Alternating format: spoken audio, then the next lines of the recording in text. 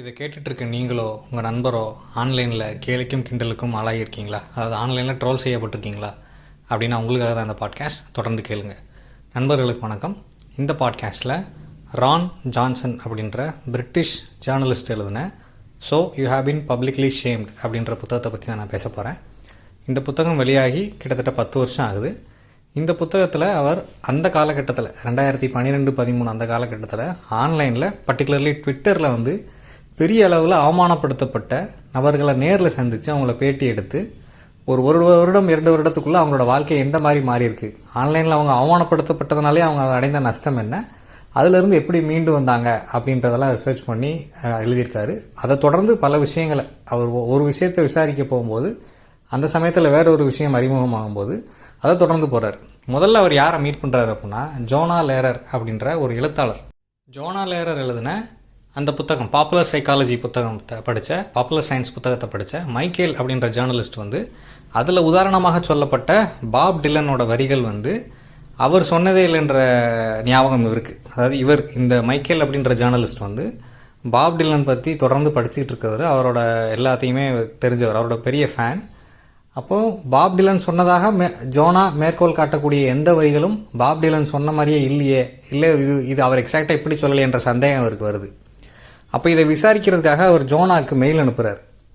Mail அனுப்பி அந்த தொடர் உரையாடல்கள் என்ன தெரிய வருது அப்படின்னா ஜோனா வந்து உண்மையிலேயே வந்து ரிசர்ச் பண்ணி எழுதலை, அவர் தோணுனதெல்லாம் எழுதிட்டாரு அப்படின்ற மாதிரி தெரிய வருது.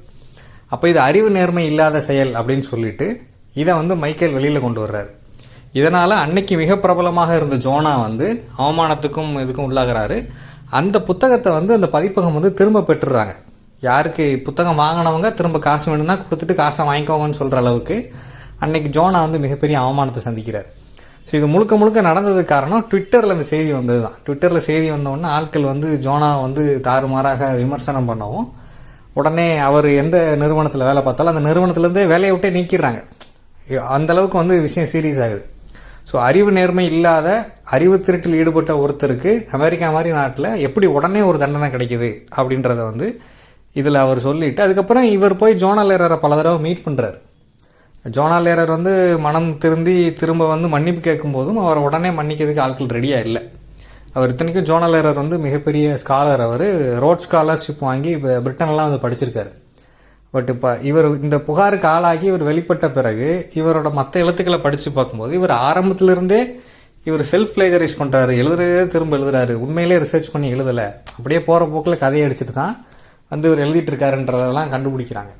ஸோ முதல்ல இவர், அதுக்கப்புறம் வந்து ஜஸ்டின் சாக்கோ அப்படின்ற ஒரு பிஆர், அவங்க வந்து ஒரு பெரிய நிறுவனத்தில் வந்து பப்ளிக் ரிலேஷன்ஸ் ஆஃபீஸராக இருக்காங்க.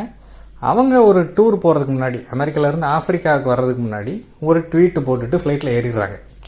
அது வந்து அவங்க உள்நோக்கத்தோடு பண்ணலாத என்ன சொல்லிடுறாங்க அப்படின்னா நான் ஆஃப்ரிக்காவுக்கு போகிறேன் அப்படின்னு சொல்லிட்டு எனக்கு எய்ட்ஸ் வராது ஏன்னா நான் ஒயிட் அப்படின்ற மாதிரி அர்த்தம் தரக்கூடிய ஒரு ட்வீட்டை போட்டுடுறாங்க. அப்போ ட்வீட் போட்டு அவங்க ஃப்ளைட்டில் இருந்த அந்த 10-11 மணி நேரத்தில் வந்து அந்த ட்வீட் வந்து இங்கே ஒரு பெரிய பூகம்பமாக வெடிச்சிருது. நீங்கள் ஒரு வெள்ளை இனத்தவர் பணக்காரர் வந்து எப்படினாலும் பேசலாமா, கருப்பினத்தவர் எப்படினாலும் இழிவாக பேசலாமா, எய்ட்ஸ்னால் கருப்பினத்தவருக்கு மட்டும்தான் வருமானு சொல்லிட்டு பல மாதிரி வசைப்பாடி அவங்கள வந்து பல மாதிரி விமர்சனம் பண்ணி அவங்க அங்கே ஆஃப்ரிக்காவில் போய் இறங்கும்போது அவங்களுக்கு ஒரு மிகப்பெரிய அதிர்ச்சியே காத்திருக்கு. அவங்க வந்து அதை ஃபோட்டோ எடுக்கிறார் ஒருத்தர், ட்விட்டர்லேயே அதெல்லாம் சேட் பண்ணிடுறாங்க. அவங்க அங்கே இறங்கும்போது யாராவது ஃபோட்டோ எடுத்து ஷேர் பண்ணுங்கன்ற லெவலுக்கு வந்துடுறாங்க. இவங்களையும் வேலையை விட்டு நீக்கிடுறாங்க. இந்த மாதிரி வந்து ஒரு பப்ளிக் ரிலேஷன்ஸ் ஆஃபீஸராக இருந்துட்டு இப்படி ஒரு ட்வீட்டை போட்டதுனால நீங்கள் வந்து அந்த நிறுவனத்தை நீங்கள் ரெப்ரசன்ட் பண்ணுற நிறுவனத்தையே வந்து அவமானப்படுத்துறீங்கன்னு சொல்லி அவங்கள வேலையை விட்டு நீக்கிடுறாங்க. ட்விட்டர் அப்படின்றது வந்து எப்படி நவீன பப்ளிக் ஷேமிங் இன்ஸ்டியூஷனாக அது மாறி இருக்குது அப்படின்றத வந்து அவர் சொல்கிறார். இந்த பப்ளிக் ஷேமிங், பொதுவில் ஒருத்தரை அசிங்கப்படுத்துறது அப்படின்றது வந்து கிட்டத்தட்ட 150 வருடங்களுக்கு முன்னாடியே கைவிடப்பட்ட ஒன்று. அதாவது ஒரு காலத்தில் பிரிட்டன்லேயும் அமெரிக்காலையும் உலகம் முழுவதும் பொது இடங்களில் தண்டனை வழங்கக்கூடிய பழக்கம் இருந்திருக்கு. முக்கியமாக சாட்டையால் அடிப்பது இந்த மாதிரி. ஏன் அப்படின்னா பொதுவில் வச்சு ஒருத்தரை அவமானப்படுத்தும் போது அவங்க இனி ஒரு தடவை தப்பை செய்ய மாட்டாங்க அப்படின்னு. அப்போ இந்த பப்ளிக் ஷேமிங்கோட ஹிஸ்ட்ரியவே இந்த ரைட்டர் தேடி போகிறார். அமெரிக்காவில் இருக்கிற ஒரு நீதிபதி, அவர் ஒரு குறிப்பிட்ட மாகாணத்தில் நீதிபதியாக இருந்தவர். அவர் நீதி வழங்குறதுக்கு முன்னாடி அங்கே வரக்கூடிய ஆட்களை நுட்பமாக அவமானப்படுத்தி இருந்திருக்காரு.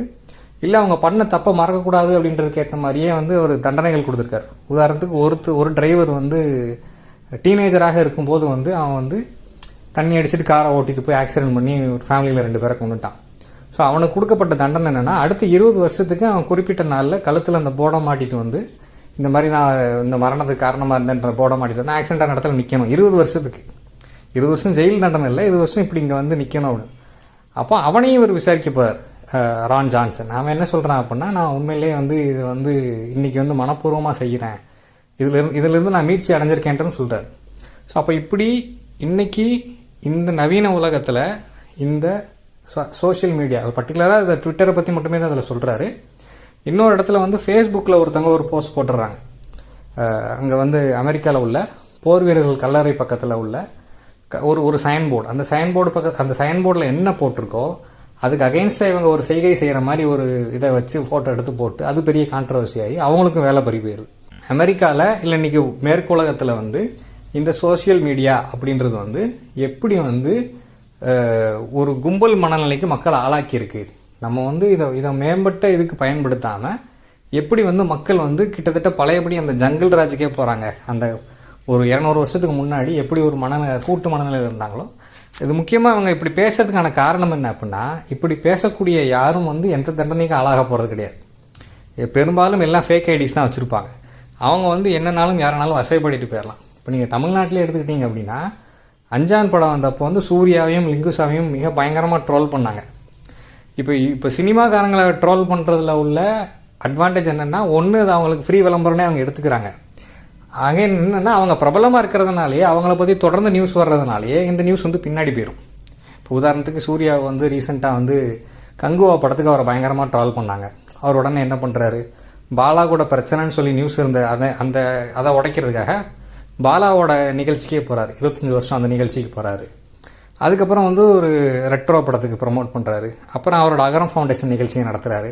அப்போ இந்த நியூஸ் தொடர்ந்து வரும்போது அவரை பற்றி வந்த ட்ரோல் நியூஸ் எல்லாம் காணாமல் போயிடும். அண்ட் இந்த ட்ரோல் பண்ணுறவங்கெல்லாம் வந்து இந்த ஆன்லைன்லேயே இருக்கிறவங்க, அவங்களுக்கு எல்லாமே அவங்க வியூஸை கூட்டுறதுக்கான வாய்ப்பு தான். அப்போ யார் அவங்கள ட்ரோல் பண்ணாங்களோ அவங்களே போய் இந்த நியூஸ் எடுத்தும் போடுவாங்க. அப்போ இவங்களை பற்றி, இந்த ஏற்கனவே பிரபலமாக இருக்கக்கூடியவங்களை பற்றி புதிய புதிய நியூஸ்கள் வரும்போது அந்த ட்ரோல் பண்ணப்பட்ட நியூஸ் எல்லாம் கீழே போயிடும். அதே மாதிரி அடுத்த கூகுள் பேஜில் வந்து நீங்கள் கூகுளில் சர்ச் பண்ணுறீங்க அப்படின்னா, என்றைக்காவது செகண்ட் பேஜில் போய் பார்த்துருக்கீங்களா? அது ஆயிரக்கணக்கான பேஜ் ரிசல்ட்டாக காமிச்சாலும் ஃபஸ்ட் பேஜை தாண்டி நம்ம போகவே மாட்டோம். இந்தியாவில் நீங்கள் தனிநபர்களை பற்றி கூகுள் சர்ச் பண்ணீங்க அப்படின்னா பெரும்பாலும் அவங்களோட சோஷியல் மீடியா ப்ரொஃபைல்ஸ் கிடைக்கும். அந்த தனிநபர் பிரபலமானவராக இருக்கும் பட்சத்தில் அவரை பற்றின மற்ற விஷயங்கள் கிடைக்கும். உதாரணத்துக்கு நீங்கள் சூர்யாவையோ அனிருத்தியோ தேடினீங்க அப்படின்னா இப்போதைக்கு அவங்கள பற்றி என்ன ட்ரெண்டிங்கில் இருக்கோ, இப்போதைக்கு மிக அதிகமான வியூஸை எந்த நியூஸ் வாங்கியிருக்கோ அதை நீங்கள் பார்க்கலாம். ஆனால் அமெரிக்கா மாதிரி ஒரு நாட்டில் என்ன பண்ணுறாங்க அப்படின்னா, எந்த ஒரு தனிநபரை பற்றியும் அவங்க வந்து தேடி பார்க்குறாங்க. நீங்கள் ஒரு நிறுவனத்தில் வேலைக்கு அப்ளை பண்ணுறீங்க அப்படின்னா உங்களோட சோஷியல் மீடியா ப்ரொஃபைலையோ இல்லை வந்து ஆன்லைன் இதையோ அவங்க செக் பண்ணுறாங்க. அப்படி செக் பண்ணும்போது இந்த இதில் பாதிக்கப்பட்ட, இப்போ ஜோனா லேரர் ஒரு பிரபலமான எழுத்தாளராக இருக்கார். அதே மாதிரி ஜஸ்டின் சாக்கோ அப்படின்றவங்களும் அந்த ஃபேஸ்புக்கில் போஸ்ட் போட்ட இன்னொரு பெண்மணி, அவங்களும் வந்து அவங்கள பற்றி தொடர்ந்து தேடும்போது அவங்களுக்கான அடுத்த வாய்ப்புகள் வந்து மறுக்கப்படுது. ஆன்லைனில் இப்படி பிஹேவ் பண்ணதுனால பயப்படுறாங்க. ஏன்னா இது ஒரு பெரிய இதாக உருவாகும், ஒரு ஆன்லைன் சுனாமியாக உருவாகி அந்த நிறுவனத்தை அஃபெக்ட் பண்ணும். இப்போ இந்த நிறுவனத்து பொருளை வாங்காதீங்கன்னோ இல்லை இந்த நிறுவனத்துக்கூட பிஸ்னஸ் வச்சுக்கிடாதீங்கன்னோ யாரோ ஆன்லைனில் வந்து இது பண்ணுறாங்கன்னா இது எப்படி சமாளிக்கிறது அப்படின்றத பார்த்து அவங்க பயப்படுறாங்க. அப்போ இதில் இந்த ஆன்லைனில் செயல்படக்கூடிய பல வகையான குழுக்கள் பற்றியும் அவர் விசாரிக்கிறார். நேரில் போய் ஆட்களை பார்க்குறாரு. ஏன் வந்து இப்படி ஆன்லைனில் அதிகமாக இருக்கிறாங்கன்னு சொல்லும்போது விசாரிக்கும் போது ஒரு பெண் என்ன சொல்கிறாங்கன்னா, அவங்களுக்கான பப்ளிக் ஸ்பேசஸ் குறைஞ்சிருச்சுன்றாங்க. நியூயார்க் மாதிரி ஒரு இடத்துல வந்து அவங்க இன்ன இடத்துக்கு போக முடியும், இன்ன இடத்துக்கு போக முடியாது, அங்கே வந்து போலீஸ் கெடுபிடி பயங்கரமாக இருக்குது. அப்போ நாங்கள் சோஷியல் மீடியாவில் தான் சோஷியலைஸே பண்ண முடியும்னு சொல்கிறாங்க. சமூகத்தில் நடக்கக்கூடிய அநீதிகளுக்கு நேரடியாக எதிர்வினை ஆற்ற முடியாத சூழ்நிலையில் ஆன்லைனில் ஏதோ ஒரு அநீதின்னு சொல்லி தெரிய வரும்போது அதுக்கு அகைன்ஸ்டாக எல்லாரும் வந்து பேசுகிறாங்க. ஏன் அப்படின்னா உண்மையிலே ஒன்றுமே செய்ய முடியாது. உண்மையான வாழ்க்கையில் ஒரு நடவடிக்கை எடுக்க முடியாது, இப்படி கூட்ட முடியாது, போராட முடியாது. ஆனால் ஆன்லைனில் இதை பண்ணுறது ரொம்ப ஈஸி, அதனால் அங்கே எல்லோரும் அப்படி பண்ணுறாங்கன்னு சொல்லி அந்த பெண் சொல்கிறாங்க. இளம் பெண், அவங்க டீனேஜில் இருக்கக்கூடியவங்க தான், அவங்க அந்த மாதிரி சொல்கிறாங்க.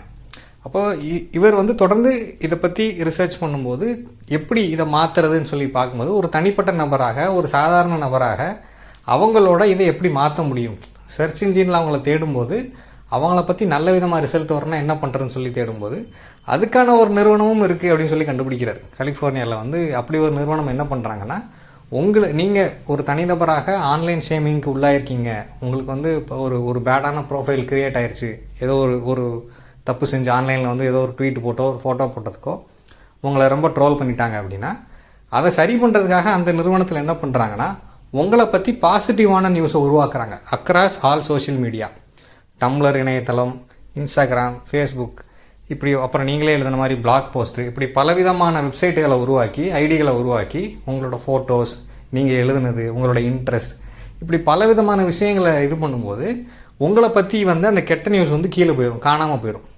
அப்போது ஒரு 1 இயரில் இப்படி அவங்க தொடர்ந்து பிளான் பண்ணி பண்ணும்போது இதுக்காகிற செலவாக வந்து அவங்க $100,000 சொல்கிறாங்க. அப்போ $100,000 இந்திய மதிப்பில் 80 லட்ச ரூபான்னு வச்சுக்கோங்க. அப்போது அந்த மாதிரி வந்து மிகப்பெரிய அளவில் ஒர்க் பண்ணி தான் வந்து அவங்க வந்து அதை வந்து மாற்றுறாங்க. இப்போ இந்தியாவில் அப்படி ஒரு வசதி ஒரு தனிநபருக்கு அப்படி இருக்குமான்னு தெரில. இப்போ ரீசெண்டாக கூட இதை நான் அன்றைக்கி பதிவு செய்கிறதுக்கு 2 நாளைக்கு முன்னாடி கூட இன்ஸ்டாகிராமில் வந்து ஒன்றா படிக்கிறவங்க வந்து பேசலை அப்படின்னு சொல்லிட்டு அதில் ஏதோ ஒரு இன்சல்ட்டு, அவங்க ஆன்லைனில் எக்ஸாக்டாக என்னன்னு தெரில, அவங்களுக்குள்ள ஒரு முரண்பாடு காரணமாக ஒரு டீனேஜ் பையன் தற்கொலை பண்ணிக்கிட்டான்னு சொல்லி செய்தி வந்திருக்கு. அந்த மாதிரி இந்த ஆன்லைன் ஷேமிங்கோட ரிசல்ட்டாகத்தான் அந்த அடலசன்ஸ் அப்படின்ற டிவி சீரீஸில் வந்து அந்த பையன் கொலையே பண்ணுறான். ஸோ நானே என்னோடய சேனல்லையும் வந்து செயற்கை நுண்ணறிவு காலத்தில் கல்வி, பீப்புள் வர்சஸ் டெக்னு சொல்லி இன்டர்நெட் பற்றியும் சோஷியல் மீடியா பற்றியும் இது எப்படி மக்கள் வாழ்க்கையை ஆக்கிரமிச்சிருக்கணும் அதனோட பாதிப்புகள் பற்றியும் ஏற்கனவே பாட்காஸ்ட்லாம் பண்ணியிருக்கேன், நீங்கள் அதெல்லாம் கேட்கலாம். இந்த புத்தகத்தில் அவமானத்துக்கு உள்ளாக மறுத்த 2 பேரை பற்றியும் அவர் பேசுகிறார். அவங்க 2 பேரும் கொஞ்சம் பிரபலமானவங்க. ஒருத்தர் மிக பிரபலமானவர், பிரிட்டிஷில் இருந்த ஒரு 2ஆம் உலகப் போரின் போது பெரிய அரசியலாளராக ஒரு அரசியல்வாதியாக இருந்தவரோட மகன் அவர் வந்து F1 கார் ரேஸ்லாம் பங்கெடுத்திருக்காரு. அவரை பற்றி ஒரு ஸ்கேண்டல் வெளியில் வரும்போது அவர் வந்து அதை வந்து நேரடியாக ஃபேஸ் பண்ணுறார். அவர் ஓடி ஒழியாமல் முகத்தை மறைச்சிக்கிடாமல் அதை நேரடியாக ஃபேஸ் பண்ணி அதை வந்து ஒன்றும் இல்லாமல் இருக்கிறாரு. அதே மாதிரி அமெரிக்காவில் உள்ள ஒரு கதை சொல்லி மேடையில் ஒரு ஸ்டாண்டப் காமெடி மாதிரி அவர் மேடையில் நாடகமாக எல்லாத்தையும் நடிச்சு காட்டுவார். அவர் சொன்ன ஒரு ஸ்டோரியில் உள்ள ஓட்டைகளை கண்டுபிடிக்கும் போது அவர் இதுக்கு பட்ஜ் ஆகலை. தொடர்ந்து அவங்க ஷேம் பண்ணும்போது அவர் தொடர்ந்து ஆர்கியூ பண்ணுறாரு. அப்போ இது வந்து ஒரு தனிநபர்களாக இந்த சுனாமியை எதிர்கொள்கிறது கஷ்டம் அப்படின்னு சொல்கிறார். ஒரு ஆன்லைனில் வந்து உங்களுக்கு அகைன்ஸ்டாக ஒரு மிகப்பெரிய சுனாமி வருது, இந்த மாதிரி ஒரு ட்ரோலாக, ஒரு கம்ப்ளைண்ட்டாக, ஒரு புகாராக, அதை வந்து தனிநபர்கள் எப்படி டீல் பண்ணுறாங்கன்னு சொல்கிறார். அதே சமயத்தில் பிரபலங்களை பொறுத்த வரைக்கும் இப்போ நான் ஏற்கனவே சூர்யா உதாரணமாக சொன்னேன். நீங்கள் அனிருத், சிவகார்த்திகேயன், தனுஷ், இவங்க எல்லாருமே, இந்த ரஜினிகாந்த் வரைக்கும் இவங்களை பற்றி வராத புகார்களே இல்லை. நீங்கள் ஒரு 5-10 வருஷத்தில் பார்த்தீங்கன்னா, இப்போ உதாரணத்துக்கு ரஜினிகாந்த் வந்து தூத்துக்குடியில் ஷூட் அவுட் நடந்தப்போ இங்கே வந்தப்போ அவரை பார்த்து யாருன்னு சொல்லி ஒருத்தன் கேட்டான். இப்போ இன்றைக்கி நீங்கள் அந்த நியூஸை தேடி பார்த்தீங்கன்னா அது உங்களுக்கு கிடைக்குமான்னு தெரியாது. பெரும்பாலும் அந்த இன்டர்நெட்லேருந்தே எடுத்திருப்பாங்க, அவங்களோட இன்ஃப்ளூயன்ஸ் யூஸ் பண்ணி அதை காணாமல் முடிச்சிருவாங்க. ஆனால் ஒரு எவ்ரிடே யூஸராக, ஒரு காலேஜ் ஸ்டூடெண்ட்டாக, ஒரு சாதாரண எம்ப்ளாயியாக, ஒரு சாதாரண மனிதராக நீங்கள் வந்து ஆன்லைனில் ஏதோ ஒரு தப்பு பண்ணுறீங்க, இல்லை அது நீங்கள் தப்புன்னு தெரிஞ்சு பண்ண மாட்டீங்க. நீங்கள் ஏதோ ஒரு ஃபோட்டோ போடுறீங்க, நீங்கள் ஏதோ ஒரு கமெண்ட் போடுறீங்க, நீங்கள் ஏதோ ஒரு ஸ்டேட்டஸ் வைக்கிறீங்க, ஏதோ ஒன்று ஷேர் பண்ணுறீங்க அப்படின்னா இது வந்து எப்படி சுனாமியாக மாறி உங்கள் மேலே திரும்ப வந்து விழலாம், எப்படி ஆன்லைன் ட்ரோலாக மாறிடலாம் அப்படின்றத அந்த அபாயத்தை பற்றி தான் இந்த புக்கு பேசுது. அதிலிருந்து மீண்டு வருவதற்கான வழிகளையும் பேசுது. நான் இந்த பாட்காஸ்டோட ஆரம்பத்தில் வந்து 2 தடவை அவரோட பேரோட தப்பாக சொல்லிட்டேன். அவரோட பேர் வந்து ஆக்சுவலாக ஜான் ரான்சன், நான் மாற்றி சொன்னேன்னு நினைக்கிறேன், ரான் ஜான்சன் சொல்லிட்டேன்னு நினைக்கிறேன். ஸோ இந்த புத்தகத்தை வாய்ப்பு இருந்தால் படித்து பாருங்கள். இந்த புத்தகத்தை எழுதிய ஜேர்னலிஸ்ட்டோட டெட் டாக்ஸ் மற்றும் இன்டர்வியூஸையும் நான் லிங்க்கில் டிஸ்கிரிப்ஷனில் கொடுத்துருக்கேன். வாய்ப்பு இருந்தால் அதையும் கேளுங்க. இவ்வளோ நேரம் பொறுமையாக கேட்டதுக்கு நன்றி. வணக்கம்.